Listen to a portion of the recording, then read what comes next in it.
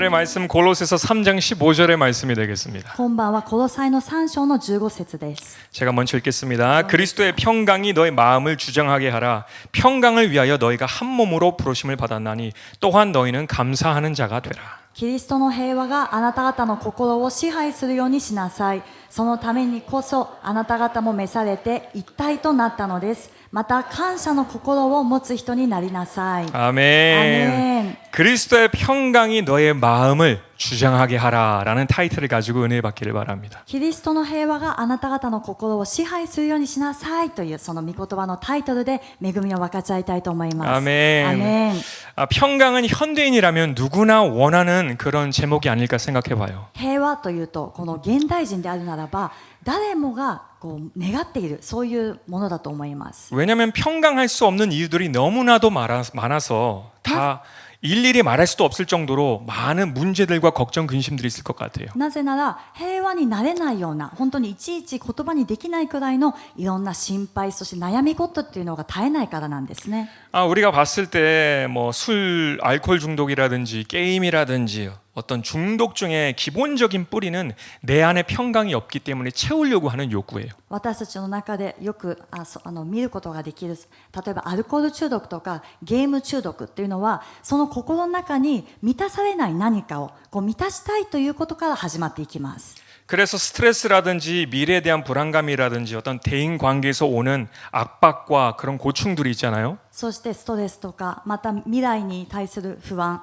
そして対人関係を通してやってくる、圧迫感とかストレスこういったものがあります。 이런 모든 문제들이 있기 때문에 우리는 평안하지 못하는 거예요. こういうすべての問題があるから私たちは平和になれません。 그리고 뭔가 끝난 것 같은데 다시 시작하고 뭔가 지나간 것 같은데 다시 시작하는 그런 일들이 반복이죠. 우리 일상생활은. そして何か終わったかなと思ったらまたその悩みというのが始まって過ぎ去ったかなと言ってもまた別の悩みというのがあって私たちの日常生活で常にこれはつきまとってきます。 근데 우리 크리스찬들은 어떻게 이 불안함, 이 걱정, 이 스트레스를 뛰어넘어야 되는가를 좀 생각해 보길 바래요. でも私たちクリスチャンはどのようにしてこの不安、悩み、ストレスを乗り越えなきゃいけないのかということを考えてみたいんです。 아멘. アメン。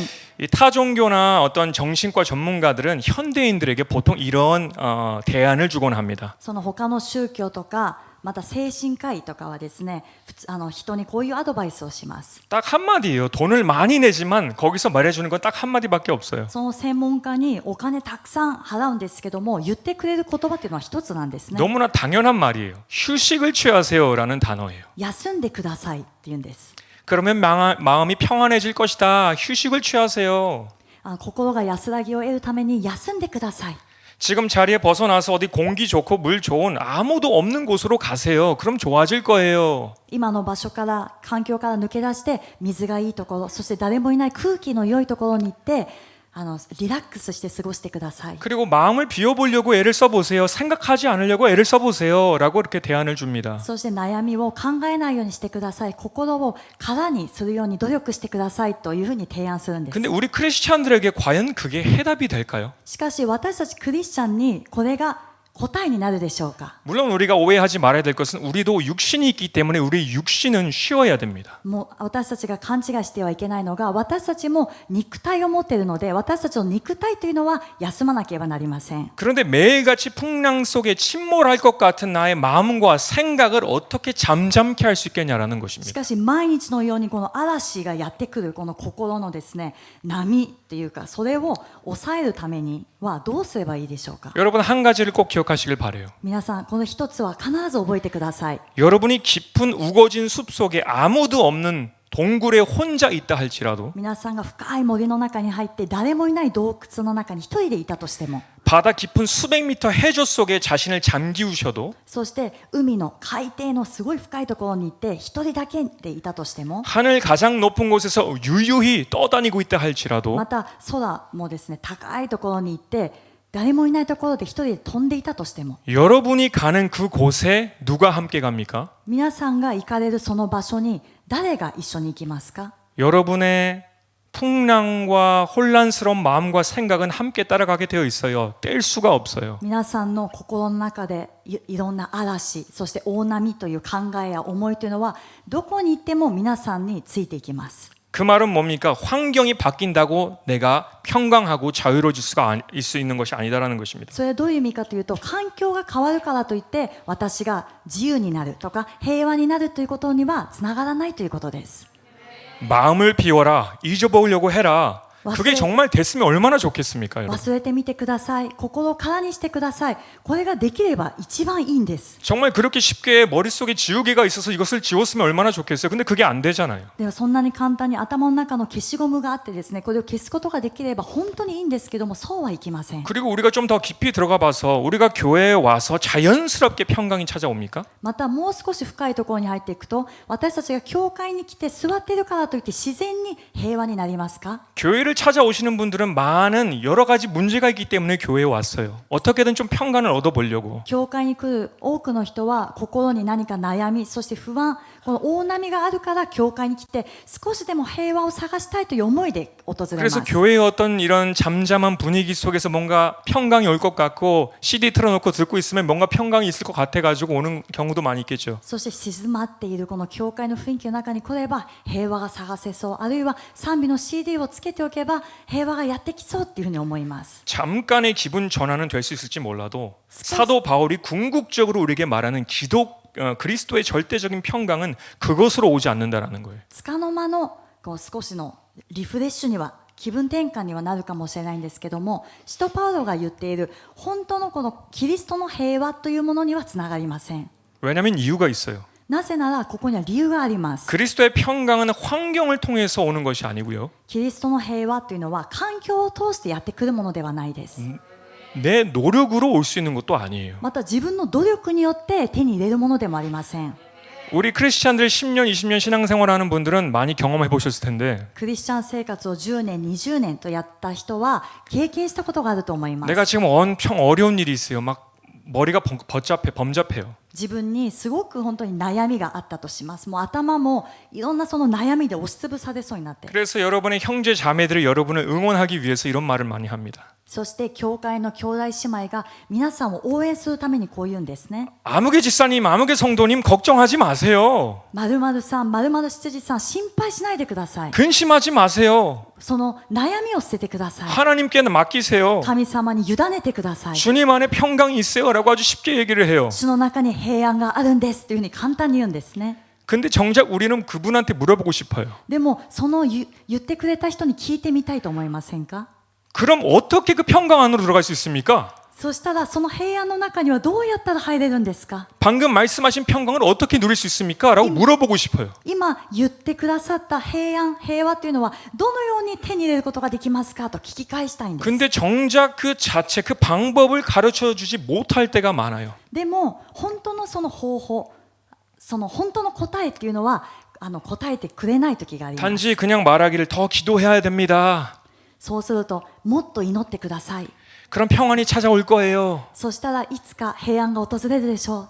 근데 속으로는 또 우리가 생각하죠. 전 매일 기도하고 있는데요. そしたら中で思うんですね。毎日祈ってるんですけど、 매일 부르짖고 있는데요. 왜 평안이 안 올까요? 毎日叫んでるんですけど、なんで平和が来ないんでしょう。 집중을 안 해서 그래요. いや、集中してないでしょう。 기도가 부족해서 그래요. 祈りが足りないんですよ。 이런 애매한 해답을 들을 때가 있지 않습니까? そういう曖昧な答えを聞くことがあるかもしれません。 왜 그러냐면 어떻게 기도를 해야 되는지, 무엇을 놓고 먼저 기도해야 되는지를 가르쳐 주지 못하기 때문입니다. なぜなら何のためにまず祈らなきゃいけないかということを教わってないんですね。 그래서 교회에 하나님께서 목회자와 리더들을 세우신 것은 정말 중요한 포인트가 무엇이냐면 ですから教会に牧会者、そしてリーダーを神様が立たせたというのはすごいここには重要なポイントがあるんですけども、 물론 성경에는 하나님의 말씀들이 다 이렇게 해라라고 기록되어 있잖아요. 聖書を見ると神様の御言葉がこのようにしなさいって全部この書いてあります。 근데 하나님의 리더들은 먼저 이 말씀을 내 삶에 적용을 해요. でも神のしもべ、神様のその牧会者、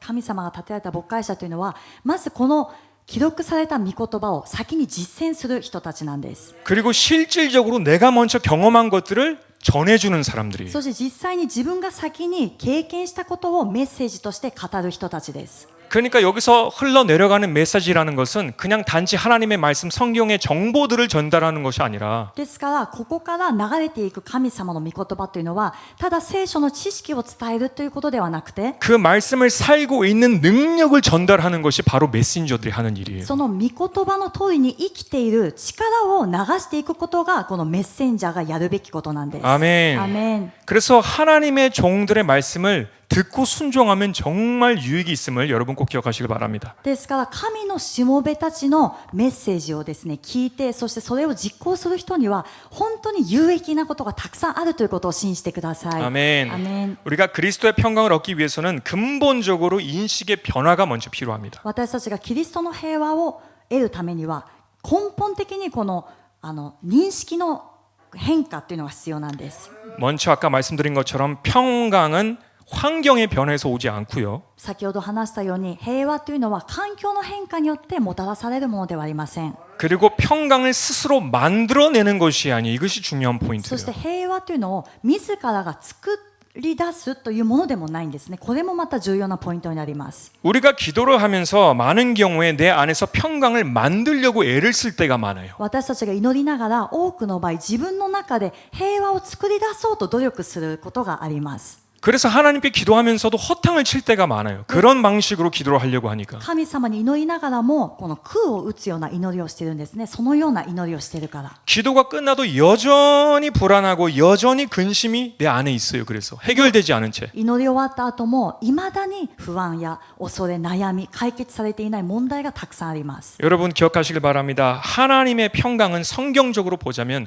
내가 만들어내는 것이 아니라 皆さん覚えてください。神様の平和というのは聖書的に見ると自分が作り出すものではなくて 하나님으로부터 받는 선물이라는 사실을 여러분 꼭 기억하시길 바랍니다. 神様から受けるプレゼントだということを皆さん必ず覚えてください。 아멘. アメン。 요한복음 14장 27절의 말씀은 이런 기록이 있어요. ヨハネの14章の27節 평안을 너희에게 끼치노니 곧 나의 평안을 너에게 주노라. 내가 너에게 주는 것은 세상이 주는 것 같이 아니하리라. 너희는 마음의 근심도 말고 두려워하지도 말라. 私はあなた方に平安を残します。私はあなた方に私の平安を与えます。私があなた方に与えるのは世が与えるのとは違います。あなた方は心を騒がしてはなりません。恐れてはなりません。 아멘. アメン。 평안을 너희에게 끼치노니 이것을 영어로 보면 peace I live with you 라고 했습니다. このあなた方に平安を残します。平和という単語が英語でも使われているんですね。 그러니까 평안을 내가 너희에게 주겠다. 예수님께서 주겠다라는 거예요. 선물로. イエス様がプレゼントとして平和をあなた方に与えますというふうに言われました。 아멘. 아멘. 이것이 정말 중요한 포인트예요. これは 여러분. 本当に皆さん重要なポイントなんです。 내가 기도 속에서 평안한 모습을 내가 만들려고 하는 것이 아니라 위에서부터 받는 거예요. こう自分が祈りの中で平和な姿を作り出そうとするのではなくて上から受けるものなんです。 아멘. アメン。 여러분 삶 속에서 온전한 평강을 얻기 위해서는 위에서 받아야 돼요. 皆さんの人生の中で完全な平和を受けるためには上から受けなければなりません。 아멘. アメン。 여러분께 질문을 하나 해보겠습니다. 미나상. 퀴즈를 내볼게요. クイズを一つ出したいと思います。 그럼 온전한 기쁨을 얻기 위해서는 어디에서 받아야 될까요? そしたら完全なる喜びを受けるためにはどこから受ければいいでしょうか。 위에서부터 받아야 되는 거예요. 上から受けなければなりません。 아멘. アメン。 온전한 믿음을 받기 위해서는 내가 믿음을 만들어야 되는 겁니까? 아니에요. 完全な信仰を持つためにも自分がその信仰を作り出すんでしょうか。そうじゃないんです。 위에서부터 온전한 믿음을 받아야 된다는 것입니다. 上からその信仰も受けなければなりません。アメン。アメン。 그러니까 기도의 자리에 나오면은 내가 막 혼자 만들려고 하는 것이 아니라 ですから祈りの場に来たら自分が何かを一生懸命作り出そうとするんじゃなくて 하나님께로부터 그 평강을 받을 때까지 부르짖어야 돼요. 神様からその完全な平和を受けるまで叫んで祈らなきゃいけません。 아멘. アメン。 우리가 빈손으로 이 문을 들어왔어도 주님의 성전에 私たちがその手に何も持たずにここに主の神殿に入ってきたとしても 우리가 이 성전에서 나갈 때는 많은 것을 가지고 나가야 될 줄 믿습니다. この神殿から出るときには上からのものをたくさんのものを持って出ていかなければならないと信じています。 아멘. アメン。 내가 만드는 것이 아니에요. 오해를 하지 마세요. 착각이에요. ですから自分が作り出すものではない。これは誤解してはならないんです。 평강만이 아닙니다. 성경은 모든 좋은 것, 선한 것들이 다 위에서부터 내려온다라고 하고 있습니다. その平和だけではなくて聖書を見ると全ての良いもの正しいものは全部上からやってくると書いてあります。 야고보서 1장 17절의 말씀입니다. ヤコブの1章の17節 온갖 좋은 은사와 온전한 선물이 다 위로부터 빛들의 아버지께로부터 내려오나니 그는 변함도 없으시고 회전하는 그림자도 없으시니라. すべての良い贈り物またすべての完全な賜物は上から来るのであって光を作られた父から下るのです。父には移り変わりや移りゆく影はありません。 아멘. 아멘. 온전한 은사와 선물이 어디에서부터 내려온다? 完全な賜物そしてプレゼントどこから来るでしょうか。 하나님으로부터 위에서부터 내려온다는 사실 여러분 꼭 기억하시길 바랍니다. 神様から上から下ってくるというこの事実を皆さん必ず覚えてください。 아멘. アメン 근데 이것이 실질적으로 어떻게 나에게 찾아오는가를 여러분에게 설명해 드려야겠죠. でこれが実際にどのように私にやってくるのかということを皆さんに説明したいと思います。 저 같은 경우에는 개인적인 경험으로는요. 이 평강 또 기쁨이 어떻게 내려오냐면 私は個人的なその経験で平安そして喜びというのがどのようにやってくるかというと 내가 지금 있는 고민, 근심, 걱정, 스트레스를 초월하는 하나님의 놀라운 평강이 우리에게 임해서 이것이 더 이상 커 보이지 않게 되는 거예요. 自分が今持って 없어지는 게 い 아니라 る心配不安悩み憂いストレスこれを超える神様の平和がやってきたときに今まで悩んでいたものがそれほど大きく感じなくなるというふうになっていきます。 아멘. アメン 그리고 보통 그 중심에는 영원한 생명이라는 주제가 있어요. そしてほとんどの場合そういう平安の中には永遠の命というのが真ん中にあるんですね。 이것이 너무 크니까 내가 지금까지 고민했던 것들이 되게 작아 보이는 거예요. これがあまりにも大きいので自分が今まで悩んできたものがとてもちっぽけに思えてきます。 아멘. アメン 내게 영원한 생명을 주셨는데 내가 이깟 것 때문에 불평불만했어. 私に永遠の命をくださったのに私はこんなちっぽけなことで不平不満を言っていたのか 내가 이 작은 것 때문에 낙심을 했어. 私こんな小さなことで落ち込んでいたのか 슬퍼했어. 悲しんでいたのか 주님 죄송해요. 主よごめんなさい 그리고 감사해요. そして感謝します 이렇게 변화되는 거예요. このように変えられていくんですね。 아멘. アメン 슬픈 마음 또는 성난 마음이 있어도 하나님께 나아가면 이것이 바뀌게 돼요. 悲しい思いそういうのがあっても神様の御前に出ていくときに変えられていきます。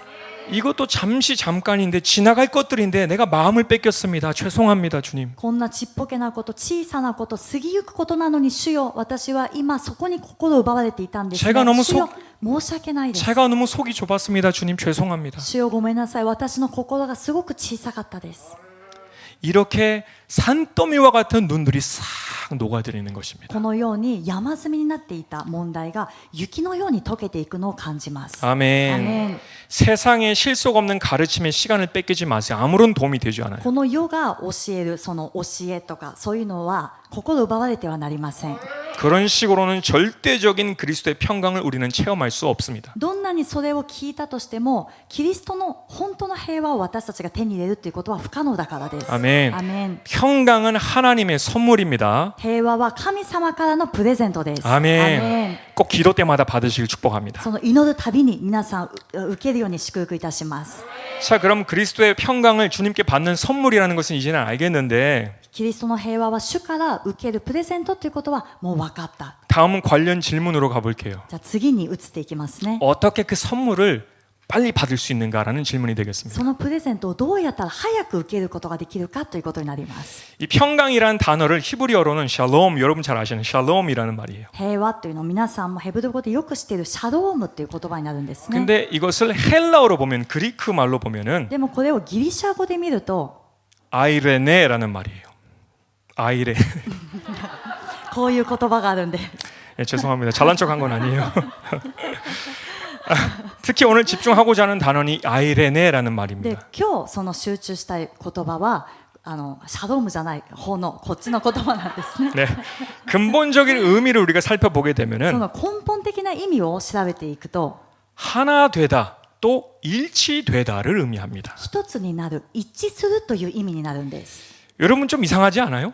ちょっと変だなと思いませんか？ 평강이라는 것은 내 안에 감정적인 것으로 묘사가 되어야 되는데 平和とか平安というと自分の中の感情的な部分がこう何か平安を得るっていうふうに思いがちなんで 어떤 す。 고요한 상황 속에 내가 뭔가 편해져야 되는 그런 느낌이 아니라 하나 되고 일치되다라는 것을 의미가 합니다. 心が静まったり楽になるというのではなくて一致する一つになるという意味なんです。 그죠? 이상하죠? ちょっと変ですよね。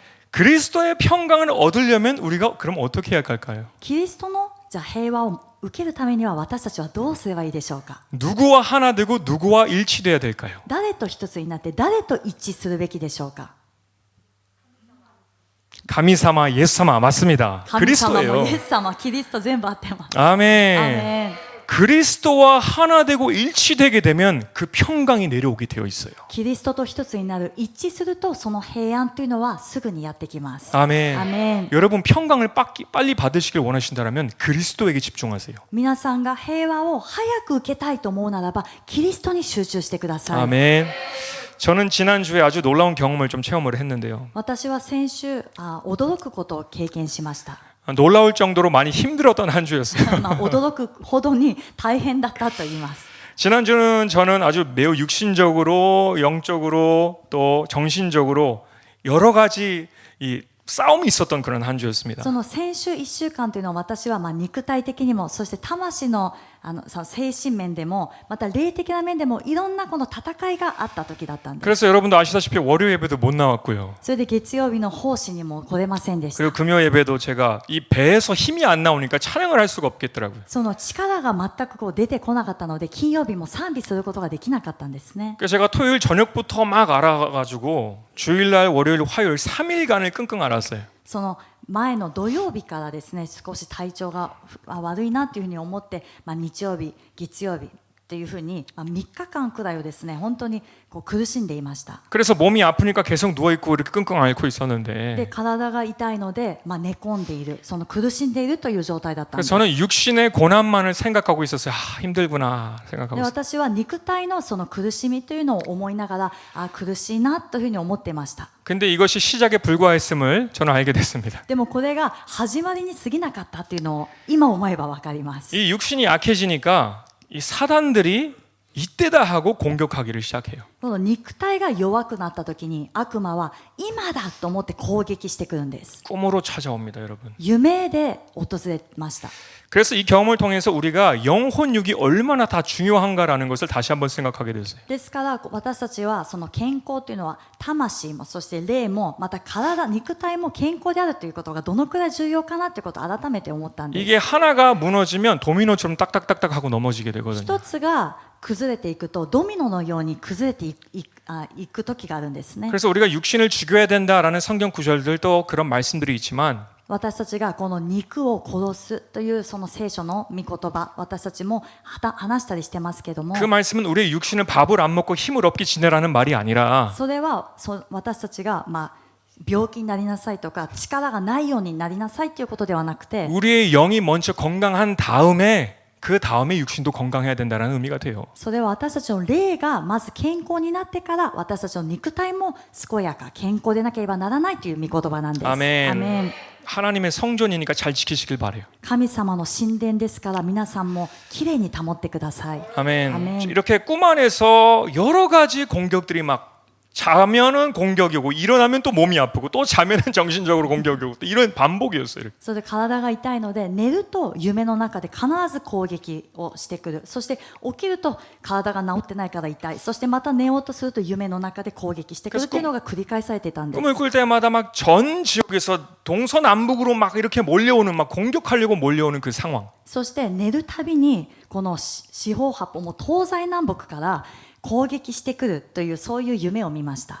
그리고 또 어떤 경우에는 이것이 지나게 되어서 でこれが過ぎ去っていって勝利をしながら過ぎていって 어떤 뭐라고 할까요? 이간질시키는 어떤 사람에 대해서 상대에 대해서 이간질시키는 사단의 방법, 격동시키게 만드는 그런 꿈. 突然悪魔が誰かのことある人のことを告げ口を言ってそしてこの心をですね憤りを覚えさせる扇動させるようなことを始めたんです。 저는 보통 꿈에 조금 민감해서 이 출처가 어디에서 왔는가를 좀 항상 분별을 해요. 私は夢に敏感なのでこの夢がそして始まりがどこからやってきたのかということを私はよく見たりします。 그래서 여러분 절대로 봤다고 꿈을 꿨다고 다 믿으면 안 돼요, 여러분. ですから皆さん夢を見たからといってそして何かを感じたからといって全てを信じてはこれは大変なことになります。 아멘. アメン。 반드시 성경적으로 음미하고 분별력을 가지고 이것이 누구에게서부터 왔는가를 봐야 돼요. 必ず聖書的にこれを識別して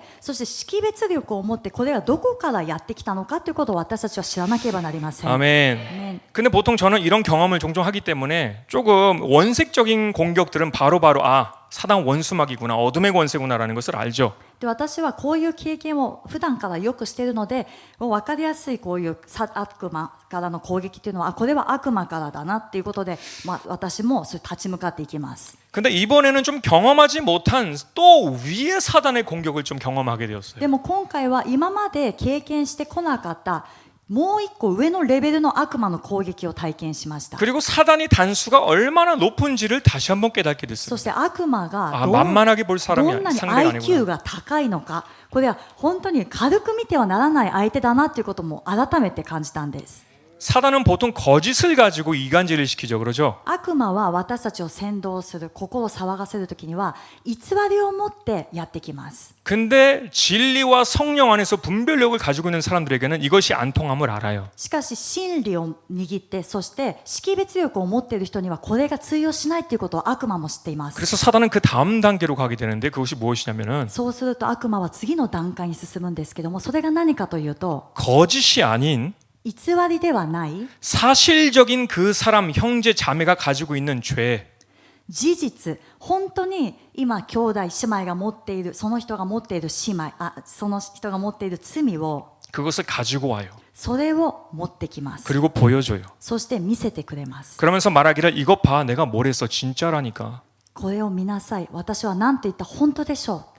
이런 식으로 우리를 격동케 만들어요. 근데 거짓이 아니라 진실을 가지고. このようにして私たちの心を騒がせてこの扇動してくるんですね。でも今回はそれ偽りではなくて事実真実を持ってやってきます。 예를 들어 볼게요. 원래 거짓말하는 잘하는 친구가 있는데 또 거짓말을 해요. じゃあ分かりやすく説明しますね。普段からよく嘘をつくじゃあ友人がいたとしましょう。 걔가 너에 대해서 이렇게 욕하던데 가만히 있을 거야라고 격동시켜요. その人がやってきて、ね、A さんがあなたのことをこういうふうに悪口言ってたんだけどあのままほっといていいのって言ったとしましょう。 근데 그 친구는 거짓말쟁이기 때문에 내가 믿지를 않아요. でもこの友人は普段からよく嘘をつくので私は信じません。 그런데 이번에는요. でも今回は 그 거짓말쟁이 친구가 거짓이 아닌 물증을 가지고 여러분께 보여줍니다. その嘘つきの友人が嘘ではないこの証拠を持って皆さんにやってきて見せたとしましょう。 말하자면 핸드폰에 찍은 영상을 통해서 이거 봐. 例えばスマホで撮影したその映像悪口を言ってる映像を撮って皆さんに見せて 이것이 그가 숨기고 있는 너에 대한 마음이야. これが私が言ってきたでしょ A さんがあなたには言ってない隠れたあなたに対する気持ちだよと。 이제는 물증이 있기 때문에 좀 상황이 달라져요. でも私たちはどうなるでしょうか。証拠があるから今までと違いますね。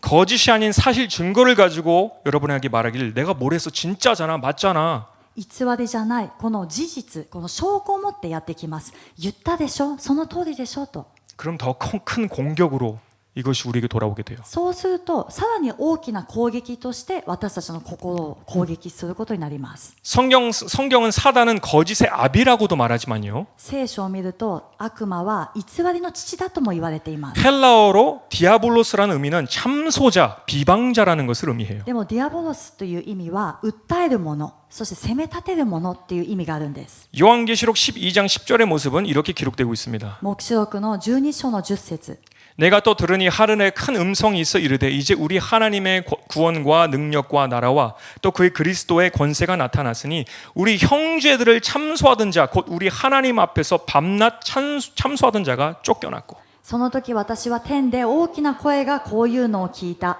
今や私たちの神の救いと力と国とまた神のキリストの権威が現れた。私たちの兄弟たちの告発者日夜彼らを私たちの神の御前で訴えている者が投げ落とされたからである。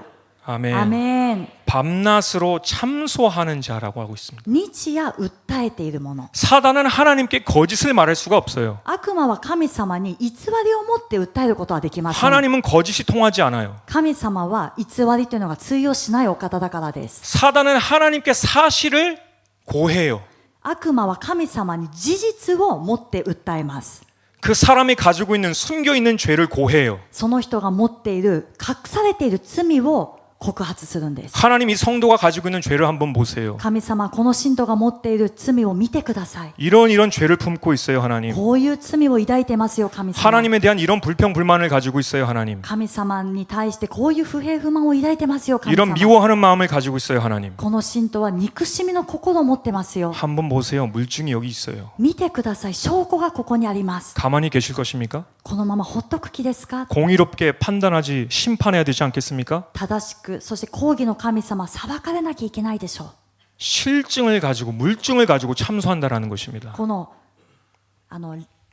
証拠を持って訴えるんですね。 진리를 성령 안에서 품고 있으면 거짓으로는 그 사람이 속지 않을 것을 몰라도 속지 않을지는 몰라도 この真理を持っていると、その偽りでこの人が騙されないということはありえます。 진리와 성령을 모시고 있기 때문에 그 물증이 진짜임을 본인도 알아요. でも真理と聖霊様がおられるから、この証拠が本当かどうかも分かるんです。 많은 분들은 영적인 세계에 대해서 깊은 관심을 가지고 있지만요. 多くの方は霊的な世界に関してすごい高い関心を持ってます。 제가 한 가지 말씀드리자면 でも一つお伝えしたいことは、 여러분 감당할 만한 믿음이 없으면 皆さんがこれを耐えていける信仰がなければ、 그리스도의 평강이 내 마음과 생각을 주장하여서 초월하는 레벨로 올라가지 않으려면 キリストの平和が私たちの心も、そして霊も、もうこれを全部包んで、そして私たちが全ての上に、全ての問題の上にですね、乗り越えられるこの信仰がなければ、 차라리 모르는 게 나아요. むしろ知らない方がマシだったりします。 아멘. アメン。 차라리 모르는 게 나아요. 本当に見えてない方がいい時があります。 왜냐하면 보이게 되면 본인이 가장 힘들어요. なぜならそれが見え始めると、その信仰がなかったら本人が一番苦しい思いをし 누가 ます。 어떤 생각을 가지고 있고 어떤 마음으로 말하고 행동하는지 다 보여지게 돼요. 誰がどういう思いを抱きながらその言葉を発しているのか、そして心に隠された罪が何であってそういう行動になるのかというのが見え始めると、その信仰がなければすごく辛くなっていきます。 아멘. アメン。 본론으로 돌아와서 그렇게 누워서 잘 때마다 공격을 당하고 있다가 先ほどの話に戻って、そのように私が寝ている時に攻撃をされて、 그래서 이제 수요일이 됐어요. で水曜日になりました。 새벽 예배 가서 조금 부르짖으면서 기도를 해야겠다. 이것을 좀 벗어내야겠다. この蒼天の祈りに行って、私は叫びながら祈って、このすべての思いを全部抜け出さなきゃいけないと思って、 그리고 마음은 막 외치고 싶은 마음이 가득한데 힘이 없어요. で心は本当に叫んで祈りたいって思ってるんですけど、まだ力が出ません。 그러니까 이 진퇴양난이 이러지도 못하고 저러지도 못하는 상황. 前に進むことも退くこともできない、そういう状況なんです。 거기서도 사단은 쉬지 않고 잡생각을 자꾸 집어넣습니다. でその時にも悪魔は休まずに雑念、そしてそういう思いをずっと入れてきます。 그래서 계속 사단아 물러가라 없는 힘으로서 계속 기도를 하는데 이게 안 통해요. 力がない中でも悪魔よ出ていけ出ていけというふうに祈ってるんですけども、なかなか出ていきません。 이 시간이 지나면 지날수록 내가 더 불리하겠구나라는 생각이 들어요. でこういう祈りの仕方だったら時間が経てば経つほど私の方が不利だなと思いました。 그래서 여기가 중요한데 좀 작전을 바꿨습니다. でここが大事なんですけども、私は作戦変更したんですね。 아까 말씀드렸죠. 주님에게 일치되고 하나 되면 하나님의 평강이 내려와요. 先ほど話したように、キリストと一致してキリストに集中すれば神様の平和がやってくると。 그래서 하나님께 집중하자라고 플랜을 바꿨어요. ですからその雑念とか悪魔ではなくて神様に集中しようというふうにプランを変えました。 사단이 제 마음과 생각을 마구 흔들어 놓을 때, 불화살을 쏠 때, 悪魔が私の思いやそして心をずっと揺れ動かして、そして火の矢をこう放ってくるときに、 그들이 말하는 참소가 사실이라 할지라도 상관없습니다, 하나님. 神様、彼が今訴えている罪のことが事実だとしても私は関係ないですと。 저는 오직 주님만을 원합니다. 私はただ主だけを求めます。 주님이면 됩니다. 主だけでいいんです。 주님만으로 충만해지게 하여 주시옵소서라고 主だけ 기도했어요. で 작은 소리로. 満たしてくださいと小さな声で祈りました。 한 1분 정도 기도했어요. 本当にただ1分くらいだったんですね、時間は。 정말 집중을 못하는 막 여러 가지로 막 복잡한데 어두운데, もう集中できないくらいいろんなことで複雑で、もう暗闇でした。 근데 위에서부터 내려오는 빛과 같이 でも上から降り注ぐ光のように、 하나님의 평강이 쑥 내려오니까 神様の平和が私を包んだ時に 그러니까 그 어둠과 복잡했던 마음들이 휙 하고 사라지는 거예요. その暗闇そして複雑だった心が一瞬で去っていったんです。 아멘. アメン。 한순간에 사라지더라고요. 本当に一瞬で去っていくんです。 더 이상 저는 그 공격에 맞서 대응할 필요가 없었어요. それ以降私はもう二度とその攻撃にですね立ち向かってそして戦う必要がなかったんです。 주님의 놀라운 평강 속에 내가 보호함을 받게 되는 것을 느끼게 되었어요. 神様の素晴らしい平和の中で私が守られているというふうに感じました。 여러분 문제를 생각하면서 아무리 평강을 달라고 기도해도 그 평강은 오지 않아요, 여러분. 皆さん問題を思い浮かべながらどんなに平和をください平安をくださいって言ってもその平和っていうのはやってきません。 내 감정을 내세우면서 내가 잘했느니 저 사람이 잘했느니 기도하지 마세요. 평강은 오지 않아요. 그런 식으로는. その誰かと争いがあって私は悪くないあの人が悪いのにって言いながら平和を求めていても決して平和っていうのはやってこないんです。 진짜 그 사람이 다 잘못했다 할지라도 100% 잘못됐다 할지라도 거기서 초점을 맞추지 마세요. もし向こうが 100% 向こうが間違っていたとしてもそこに焦点を合わせないでください。 그런 식으로는 하나님의 평강이 내리지 않아요. そのようにしては神様の平和っていうのはやってこないんです。 하나님과 하나 되는 것이 중요합니다. 神様と一つになることが重要です。 아멘. アメン。 주님이면 됩니다라는 고백. 主だけで十分ですという告白。 주님만으로 만족합니다라는 고백. 主だけで満足ですという告白。 잘했고 잘못했고 진짜인가 가짜인가 아무런 상관없어. 오직 주님만을 주세요라는 고백. 誰がやったやってないそしてどっちが正しいのか聞こえる聞こえないこれじゃなくってただ主だけで十分です。主よ聞かせてください。 아멘. アメン。 저는 그 순간 갈릴리 호수에서 있었던 예수님과 제자들의 모습을 연상하게 됐습니다. 私はその瞬間ガリラヤ湖であった弟子たちとイエス様のその一つの場面を思い浮かんだんですね。 갈릴리 호수에 큰 광풍이 불어서 물결이 배에 부딪혀서 물이 배에 들어오고 난리가 났어요. 이제. ガリラヤ湖では本当に大波そして嵐が来てもう船に水が入ってもう大変なことになりました。 방금이라도 이제 배가 넘어질 것 같은데 예수님은 뭘 하고 계셨습니까? で船が今にもひっくり返そうな時イエス様は何をされていたでしょうか。 배 고물 쪽에서 베개를 베고 평강히 주무시고 계십니다. イエス様は枕をして平安の中で眠っておられたんです。 마가복음 4장 38절 말씀이에요. マルコの4章の38節 예수께서는 고물에서 베개를 베고 주무시더니 제자들이 깨우며 이르되 선생이여 우리가 죽게 된 것을 돌보지 아니하시나이까 하니 ところがイエスだけは友の方で枕をして眠っておられた。弟子たちはイエスを起こしていった。先生、私たちが溺れて死にそうでも何とも思われないのですか。 제가 여러분에게 좀 이해를 빨리 하기 위해서 좀 사진을 하나 준비했어요. 그림을 わかりやすいように一つ絵を用意しました。 보여주실래요? 見せてください。 네, 이렇게 해요. こんな感じです。 배가 이제 넘어가려고 하는데 船は今にも沈みそうでひっくり返りそうで 그래서 바닷물이 막 배에 들어오고 있어요. この湖の水も船の中に入ってきてるんです。 그리고 안으로 가라앉으려고 하는 상태예요. 沈みそうだという時に 예수님은 물을 지금 막고 계십니다. イエス様も今水入ってきてますよ。 어떻게 생각하면 일부러 안 일어나려고 노력하시는 것 같은 그런 정도의 아주 평강 속에 주무시고 계세요. 普通だったらこの状況で寝れないのでイエス様わざと起き上がらないようにしてるのかなって思うくらいのそういう状況です。 그리고 제자들은 아주 혼비백산이에요. 이제. 큰일 났어요. 弟子 죽었어요. たちは死にそうだ死にそうだ大騒ぎです。 자, 이제 사진 카메라로 다시 해주시고 じゃあ 되고요. 戻してください。 그리고 이 사람들은 어부였어요. 평생을 갈릴리 호수에서 물고기를 잡는 사람들이에요. でこの人たちは一生涯その漁師としてやってきたのでガリラヤ湖で魚を釣っていた人たちです。 배라면 그 누구보다도 잘 몰 수 있는 사람들이었어요. 근데 이 사람들이 이렇게 걱정하는 것을 보면 이젠 정말 끝인 거예요. 전문가들인데. 海のこととか湖のこと船のことは誰よりも知っていたはずなのにこの人たちが大騒ぎしているっていうことは本当に終わりだということなんです。 근데 제자들이 아니라 예수님의 시각으로 우리가 한번 보자고요. でも弟子たちではなくてイエス様の視点でちょっと見てみましょう。 여러분 기억하시길 바래요. 皆さん覚えてください。 예수님도 세상 풍랑을 만나셨어요. イエス様もこの世の大波に遭われました。 아멘. アメン。 여러분이 세상의 풍랑을 맞는 것처럼 예수님도 세상의 풍랑을 경험하셨어요. 皆さんもこの世の大波嵐にあったようにあっているようにイエス様も大波と嵐に遭われたんです。 예수님 혼자 공중에서 떠서 주무신 것이 아니라 この嵐の中イエス様が空中に浮いて寝ているんじゃなくて 예수님도 언제 일어날지 모르는 풍랑과 파도 속에 함께 계셨다라는 거예요. イエス様もいつ起きるかわからない嵐と大波の中に共におられたということです。 저와 여러분처럼 말이에요. 皆さんと私のようにです。 그러나 예수님은 언제나 평강하실 수 있으셨어요. しかしイエス様はどんな時でも平和を保つことができました。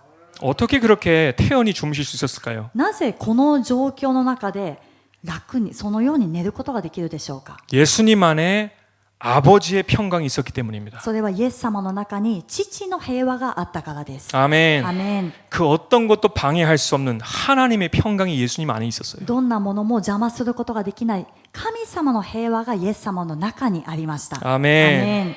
그래서 39절을 보시면 39節を見ると 예수께서 깨어 바람을 꾸짖으시며 바다더러 이르시되 잠잠하라 고요하라 하시니 바람이 그치고 아주 잔잔하여지더라. イエスは起き上がって風を叱りつけ湖に黙れ静まれと言われた。すると風は止み大凪になった。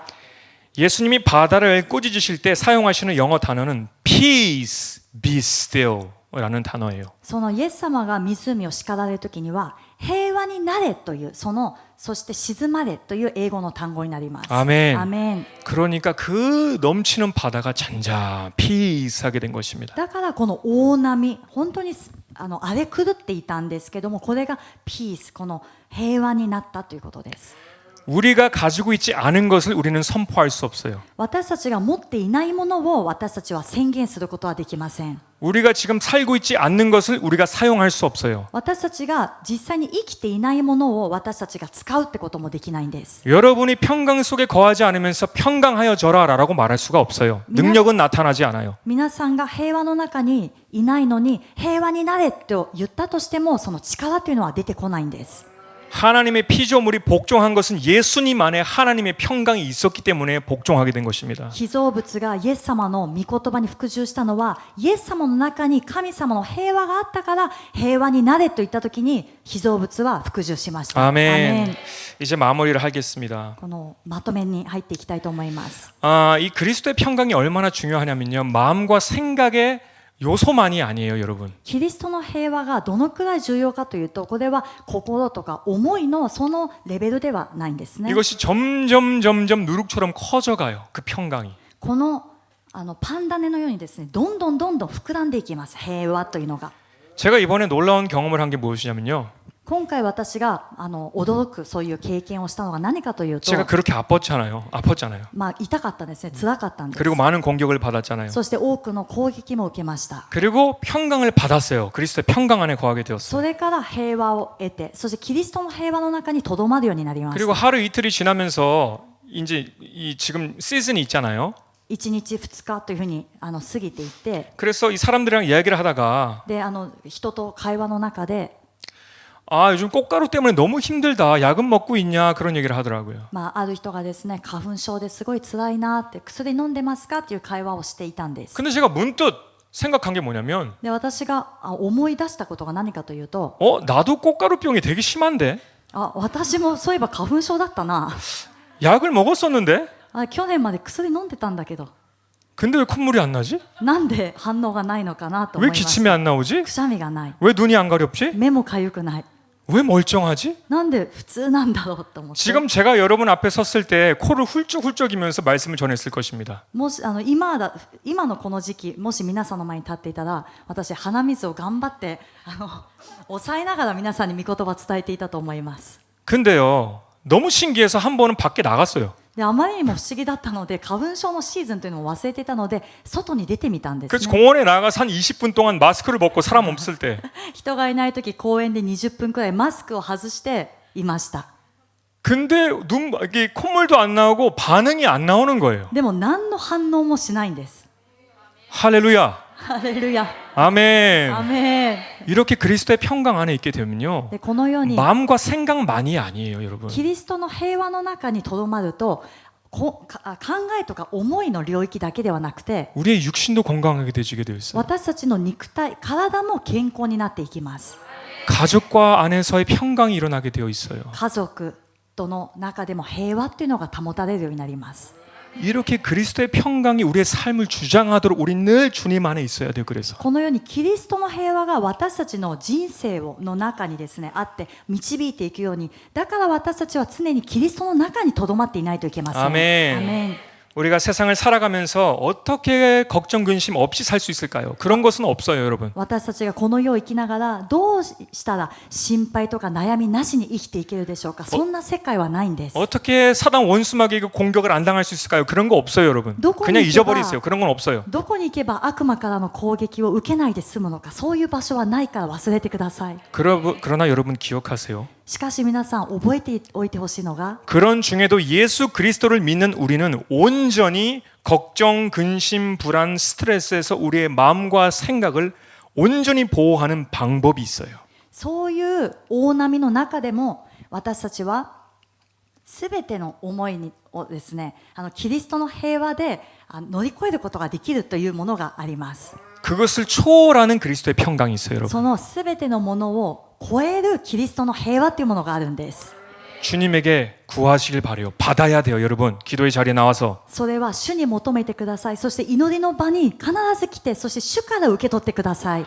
그리고 머리에 있는 여러 가지 것을 생각하지 마세요. 주님만을 원합니다라고 기도하세요. でその祈る時には頭にあるいろんなものを全部考えないで主だけを求めますと祈ってください。 아멘. アメン。 빌립보서 4장 7절의 말씀을 가지고 마치도록 하겠습니다. ピリピの 4장 7절 4 말씀입니다. 章の7節の御言葉で終えたいと思います。 그리하면 모든 지각에 뛰어난 하나님의 평강이 그리스도 예수 안에서 너희 마음과 생각을 지키시리라. そうすれば人のすべての考えに勝る神の平安があなた方の心と思いをキリストイエスにあって守ってくれます。 아멘. 아멘. 그리스도의 평강이 여러분에게 넘치기를 축복합니다. キリストの平和が皆さんの内側で満ち溢れるように祝福いたします。 아멘. アメン 우리 같이 기도하시겠습니다. お祈りします。